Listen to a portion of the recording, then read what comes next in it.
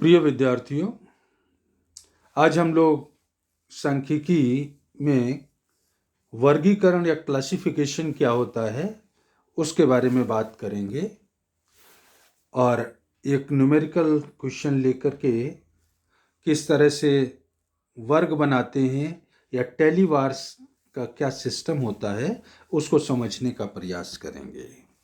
हालांकि वर्गीकरण के चैप्टर से संबंधित जो न्यूमेरिकल एस्पेक्ट था वो मैं आप लोगों से पहले डिस्कस कर चुका हूँ, जिसमें आपने देखा था कि समावेशी श्रेणी कौन सी होती है, अपवर्जी क्या होती है, समावेशी को अपवर्जी में कैसे बदला जाता है, या मिड वैल्यूज दी गई हैं तो उनसे क्लास इंटरवल आप किस तरह से बनाएंगे, या अनइक्वल क्लास इंटरवल हैं तो उनको इक्वल क्लास इंटरवल में किस तरह से कन्वर्ट करेंगे।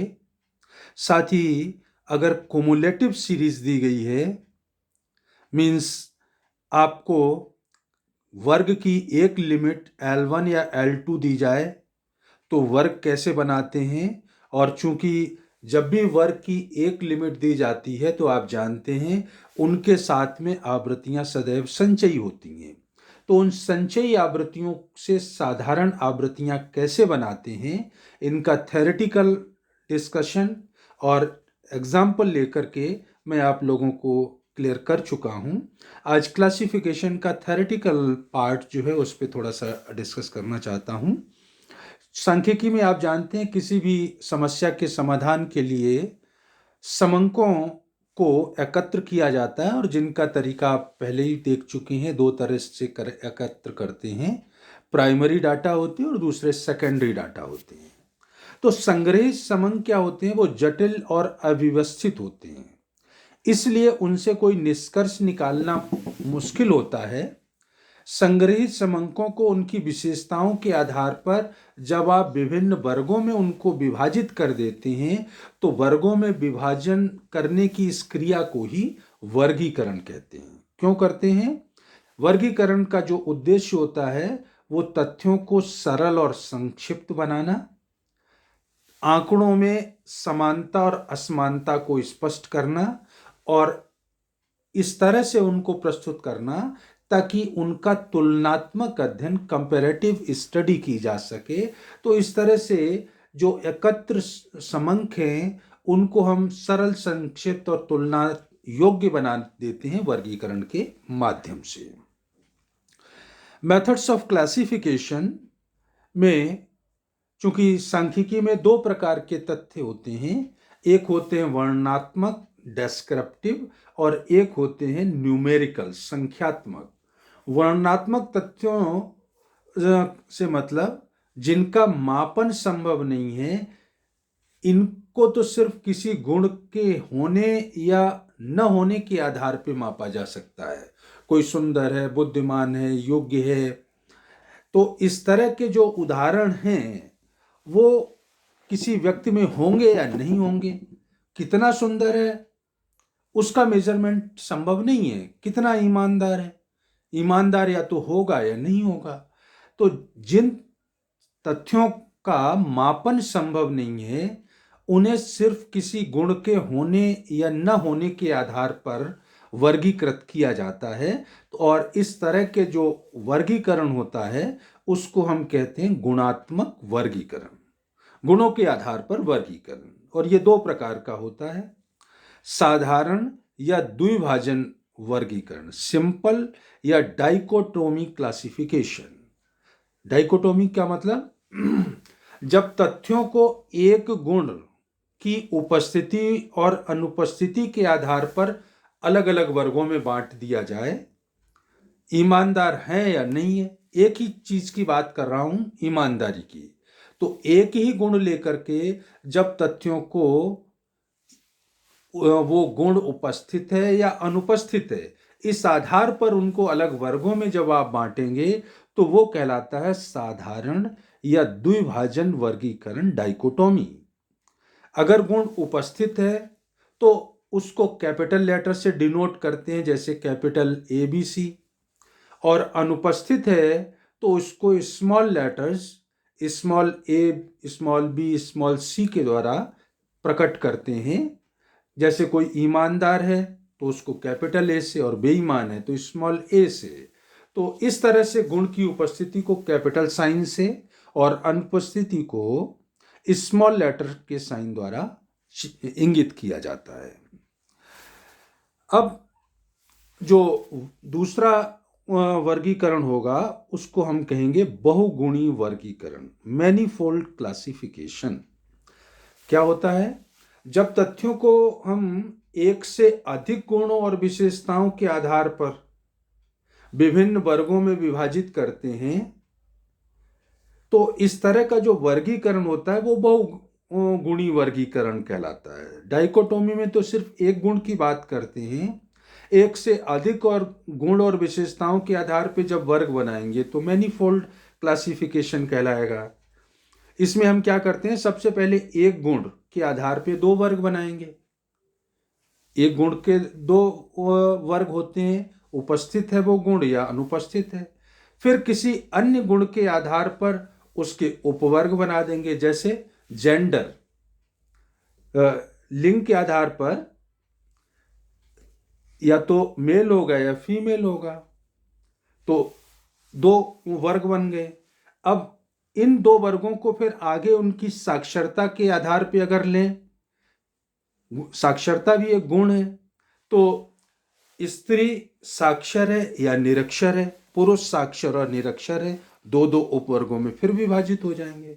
और अगर आप इसको चाहें विवाहित है या अविवाहित, विवाह का गुण अगर शामिल कर लेंगे तो शिक्षित स्त्री है तो वो भी विवाहित अविवाहित हो सकती है, अशिक्षित स्त्री है वो भी अविवाहित और विवाहित हो सकती है।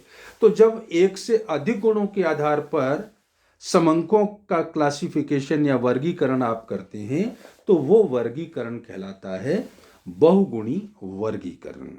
तो क्लासिफिकेशन में जो वर्णनात्मक डेस्क्रिप्टिव समंक होते हैं उनको दो तरह से प्रेजेंट किया जाएगा। एक गुण के आधार पर डाइकोटोमी और एक से अधिक गुण के आधार पर मैनीफोल्ड क्लासिफिकेशन होता है। दूसरे जो तथ्य होते हैं सांख्यिकी में वो कहलाते हैं संख्यात्मक या न्यूमेरिकल। संख्यात्मक का मतलब जिनका मापन किया जा सकता है। जैसे किसी आदमी की एज कितनी है, उसका भार, लंबाई या इनकम कितनी है। ऐसे तथ्यों को स्टैटिस्टिक्स में वेरिएबल कहते हैं, चर मूल्य कहते हैं। और इनका वर्गीकरण वर्गांतरों के अनुसार समंकों के विस्तार के आधार पर किया जाता है, वर्ग बना करके। इस वर्ग में 10 से 50 वेट किसका है, कितने विद्यार्थी हैं, या 5 से 6 फीट की हाइट वाले कितने हैं, या 5 से 10,000 की इनकम ग्रुप में कितने व्यक्ति आते हैं। तो इस तरह का जो वर्गीकरण है वो वर्ग बना करके वर्गों में आने वाले व्यक्तियों की संख्या को उनके सामने डिनोट करके लिखा जाता है। तो ये कहलाता है न्यूमेरिकल क्लासिफिकेशन, इस समंकों का इस तरह से वर्गीकरण। पिछले लेक्चर में मैंने एक स्टर्जेस का रूल लिखा था जो आपको स्लाइड दिखाई होगी कि वर्ग विस्तार कितना होना चाहिए या वर्गों की संख्या का निर्धारण कैसे करते हैं। तो सामान्य नियम तो ये है कि मिनिमम 5 ग्रुप होने चाहिए और मैक्सिमम 15 ग्रुप होने चाहिए। लेकिन प्रोफेसर स्टर्जेस ने एक फार्मूला दिया है जिसके अकॉर्डिंग आप वर्गों की संख्या और वर्ग विस्तार निश्चित कर सकते हैं। तो क्वेश्चन एक आज इसका देख लेते हैं। पिछली स्लाइड में मैंने बाकी चीज़ों के तो न्यूमेरिकल आपसे डिस्कस कर लिए थे, स्टर्जेस का एक रह गया था। तो ये क्वेश्चन यहाँ पे ले रहे हैं। स्टर्जेस के नियम का उपयोग करते हुए कारखाने के 50 कर्मचारियों के एक माह में काम के घंटों को समान वर्गांतरों में वर्गीकृत कीजिएगा। स्टर्जेस का नियम का प्रयोग का मतलब एक तो वर्ग इनके नियम से बनाना है, कितने वर्ग होने चाहिए, और वर्ग विस्तार कितना रखना है। ये काम के घंटों को यहाँ पे 50 व्यक्तियों के बता रखा है और आपसे कहते हैं कि स्टरजेस के नियम से आप इसको सॉल्व कीजिएगा। तो देखिएगा सॉल्यूशन में, according Sturges rule number of class, अगर वर्गों की संख्या निकालनी हो तो फार्मूला होता है 1 plus 3.322 log n. Log n का मतलब टोटल नंबर्स, एन यहाँ पे 50 व्यक्तियों के आंकड़े दे रखे हैं तो यहाँ कितना हो जाएगा 50।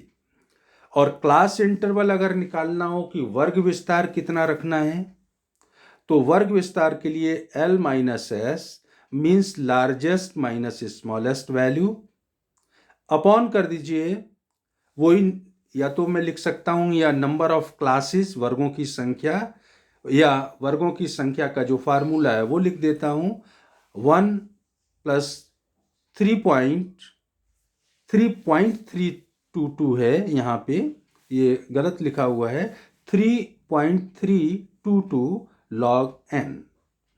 तो इस क्वेश्चन में देखिएगा लार्जेस्ट नंबर दे रखा है 203 और सबसे छोटी संख्या है 30, तो 203 minus 30 divided by 1 plus 3.322 log n. 50 का लॉग निकालूंगा तो आएगा 1.6990, और नीचे वाली अगर फिगर को सॉल्व आप कर देंगे तो ये आती है 6 पॉइंट समथिंग आएगी। इसको अगर आप सॉल्व करेंगे और 203 में से 30 को घटाया और भाग दिया तो लगभग ये 25 आया। 25 आने का मतलब आपको यहाँ पर जो वर्ग विस्तार रखना है वो वर्ग विस्तार आपको कितना रखना है 25 का। जो भी आप अब वर्ग बनाएंगे वो वर्ग 25 का होना चाहिए, ठीक है ना, वर्ग विस्तार। नीचे आप जब सॉल्व करेंगे तो इसका एग्जैक्ट जो मान आता है वो आता है 6.6577। 6.6577 इसका मतलब अप्रोक्सीमेशन कर देंगे, 0.5 से ज़्यादा है तो कितना लिखूंगा 7। इसका मतलब टोटल वर्ग बनाने हैं कितने 7, और वर्ग विस्तार कितना रखना है 25 का। तो अब सबसे छोटी संख्या से ही शुरू होगा वर्ग बनाना। तो पहला वर्ग हो गया 25 का विस्तार रखना है 30 से 55 का, फिर 55 में 25 जोड़ दिया 80, 80 से 105, इस तरह से आप बनाते जाएंगे और लास्ट में 7वां वर्ग बनाएंगे 180 से 205। अब किस वर्ग में कितनी संख्याएं आ रही हैं तो वो टैली वार्स के माध्यम से हम टैली लगा लेंगे और बाद में उनको काउंट कर लेंगे। जो संख्या आएगी वही उनकी फ्रीक्वेंसी हो जाएगी। जैसे पहली फिगर दे रखी है 110, तो 110 में आप जो टैली लगाएंगे वो कहाँ लगाएंगे 105 से 130 में। दूसरी है 108, वो भी इसी में आ जाएगी। 165 किस में आएगा 155 से 180 में। इसी तरह से 103 है तो 103 किस में आएगा 80 से 105 में। तो इस तरह से संख्या देखते चलेंगे, जिस वर्ग में आ रही होगी उसके सामने टैलीवार लगा देंगे। आप जानते हैं टैलीवार में 4 तक तो लिखते हैं, अगर 5वीं लिखनी होगी टैली तो 5वीं को क्रॉस करके लिखा जाता है ताकि काउंटिंग में सहूलियत रहे।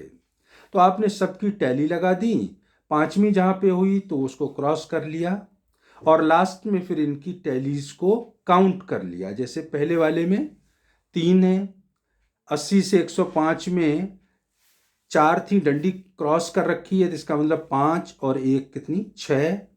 155 से 180 में 2 बार क्रॉस है तो 10 तो यही हो गया और 1 एक्स्ट्रा है, इसका मतलब 11।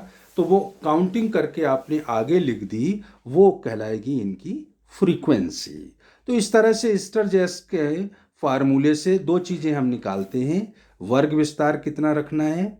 वर्ग विस्तार का अगर सिंपल शब्दों में कहूँ तो largest value minus smallest value divided by number of classes.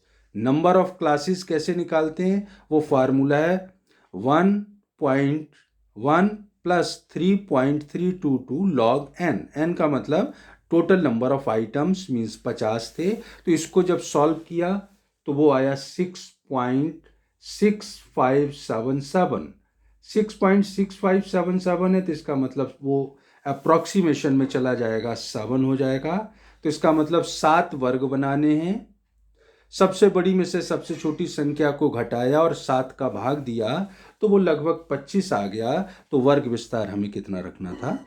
25 का। तो एक छोटा सा पॉइंट था ये, जो पिछले पेज पे मैंने आपको दिखाया था, लेकिन उसका कोई क्वेश्चन नहीं किया था, तो आज उसको एक एग्जाम्पल के माध्यम से मैं यहाँ एक्सप्लेन कर रहा था। तो अब आप लोग इससे संबंधित एग्जाम्पल पढ़िएगा। नेक्स्ट लेक्चर में मैं आप लोगों से बात करूँगा सारणियन मीन्स टेबुलेशन की क्या होती है, और उससे संबंधित न्यूमेरिकल क्वेश्चन अगर हैं तो वो आप किस तरह से सॉल्व करेंगे। तो आज के लिए इतना ही।